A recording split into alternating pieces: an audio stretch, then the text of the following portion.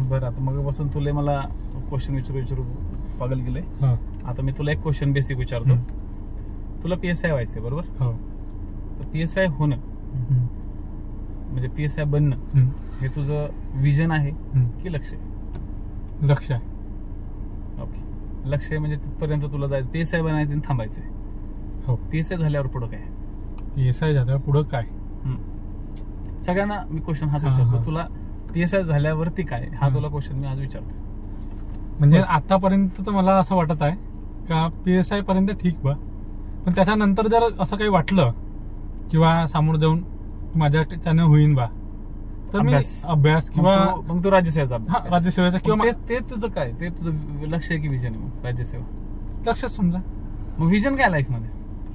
Vision बरं, लक्ष आणि विजन मधला एक जनरली तुला फरक सांगतो, कारण की बऱ्याचशा विद्यार्थ्यांना म्हणजे असतं लक्ष आणि विजन विचारतो ना, तर विजन हा खूप मोठा कन्सेप्ट आहे, लक्ष हा खूप बारका कन्सेप्ट आहे. आपल्या स्पर्धा परीक्षेमध्ये जे पोरं पडतात ना, ते पोरं लक्ष घेऊन पडतात, पण ऍक्च्युअली त्यांच्या लाईफ मध्ये एक विजन नसतो. बऱ्याचशा विद्यार्थ्यांच्या लाईफ मध्ये विजन नसतो. त्याला काय करायचंय हे त्याला सध्याच माहिती आहे, सध्या तात्पुरतं म्हणजे स्पर्धा परीक्षा जो करतो ना तेवढं, त्याला लाईफ मध्ये पुढे काय करायचंय ना हे माहिती नसतं.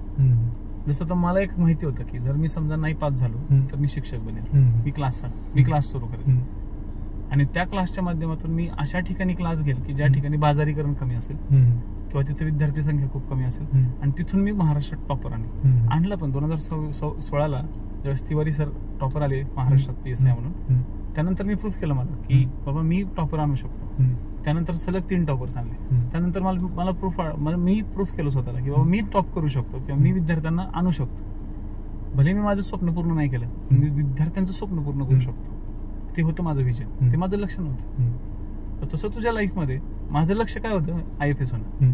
तुझं लक्ष काय? PSI. तू काय म्हणतोय आता PSI झालं तर मला जर शक्य झालं वगैरे वगैरे अशा सगळ्या भविष्यकाळातल्या गोष्टी, मग तिथं झालं तुझी लक्ष्मी समजा नीट नाही निघाली तर, तुला तुझ्या घरातच ठेवलं तर, किंवा तुला सगळ्या गोष्टीचं केलं तर मग ह्या सगळ्या गोष्टींमुळे काय होतं, आपलं जे लक्ष आहे ना ते दुर्लक्षित होतं. लक्षाला दुर्लक्ष होतच, पण विजन दुर्लक्षित होत नाही. विजन हे माणसाला कधी झोपू देत नाही. विजन हे सतत त्याला आहे ना त्या माणसाला जागा करत राहतं. तुला हे करायचंय, पुढे काय करतोयस तू उठ, तयारीला लाग, तुझं हे विजन आहे. हे जोपर्यंत म्हणजे विजन हे असं असतं की माणसाला शांत बसू देत नाही.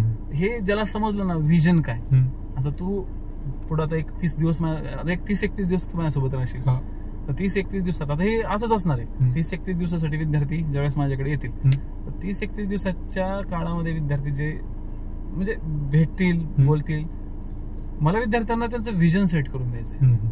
एकदा विद्यार्थ्यांना विजन सेट झालं, विद्यार्थ्यांची त्यांना समजले की माझी शारीरिक कॅपेबिलिटी काय आहे, मी कुठल्या पोस्टसाठी खरंच लायक आहे. काय काय लोकांना आहे ना, खरं सांगतो ना, त्या पोस्टसाठी लायकही नसतात तरी मरमर तयारी करतात, आणि ते तयारी करता करता ते 7 ते 8 वर्ष घालवतात. मग त्यांना जाणीव होते की अरे आपण वर्ग 3च्या कामाचे आहोत. मग ते वर्ग 3ची सरळ सेवेची तयारी करतात, तिथेही मरमर करतात, तिथेही पास होत नाही. शेवटी वयाच्या 30-31-32 वर्षी कुठेतरी त्यांचं सिलेक्शन होतं, आणि त्यावेळेस त्यांना विचार कर किती मोठा त्यांनी वयाचे 10 वर्ष त्या स्पर्धा परीक्षेमध्ये घालवले असतात. मग त्यांचं एकच ध्येय, त्यांचं ध्येय आता गेलं ना, त्यांचं टार्गेटच, ध्येय म्हणण्यापेक्षा टार्गेट गेलं ना, जे व्हायचं होतं ते झालेच नाही.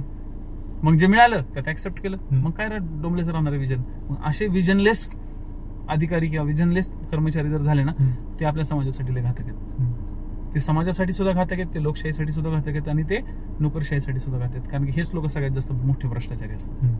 कारण की त्यांना हेच वाटतं मी 10 वर्ष घालवले, मी 10 वर्ष वसूल करतो. लिटरली हे आहे फॅक्ट आहे. 10 वर्ष मी दिले स्पर्धा परीक्षेला. अरे मी माझ्या सिनियर्स पैकी एक जण होता जुन्या काळामध्ये 2007-8च्या काळात, ज्यावेळेस मी जस्ट UPSCच्या होतो त्यावेळेस मी बारामतीला होतो TC कॉलेजला.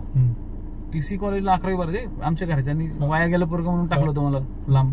ओके, जरा लांब जाऊन सुधारत, जास्त सुधारलं. ठीक आहे. तर TC कॉलेज बारामतीला ज्यावेळेस होतो ना त्यावेळेस आमच्याकडे आमचा रूम पार्टनर होता. रूमच्या समोर राहायचा चाफेकर म्हणून.